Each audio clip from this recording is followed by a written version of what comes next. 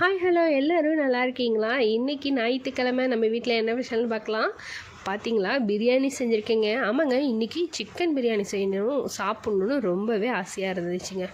எங்கள் வீட்டுக்காரிட்ட போய் chicken 1 kilo எடுத்து வாங்க, நம்ம பிரியாணி செய்யலாம் அப்படின்னு சொன்னேன். ஆனால் எங்கள் வீட்டுக்காரோ இப்போ வெய்ய காலம் வந்துருச்சு, இனிமேல் சிக்கன்லாம் சாப்பிடக்கூடாதுன்னு சொல்லிட்டாருங்க. சரி, ஆனால் நம்ம ஆசையை கட்டுப்படுத்த முடியுமா? அதனால் சரி போகணும் பிரியாணி செஞ்சுங்க. ஆனால் இது பார்த்திங்கன்னா பட்டாணி போட்டு தக்காளி பிரியாணி செஞ்சேங்க. ஆமாங்க, நல்லா தக்காளியை அரைச்சி ஊற்றி நல்லா க்ரீமியாக இருக்குங்க. இந்த சாப்பாடு ரொம்பவே ஜூஸியாகவும் நல்லா சாஃப்டாக இருக்குங்க. இதுக்கு சைடிஷாக பார்த்தீங்கன்னா வெங்காய பச்சடிங்க இதாங்க வச்சுருந்தேன். இதுதாங்க இன்றைக்கி ஞாயிற்றுக்கிழமை எங்கள் வீட்டில் ஸ்பெஷல். உங்கள் வீட்டில் என்ன ஸ்பெஷல் மறக்காமல் எனக்கு கமெண்ட் பண்ணுங்கள். பிடிச்சிருந்தால் ரோஸ் சேனலை சப்ஸ்கிரைப் பண்ணுங்கள், சப்போர்ட் பண்ணுங்கள், லைக் பண்ணுங்கள், ஷேர் பண்ணுங்கள், கமெண்ட் பண்ணுங்கள்.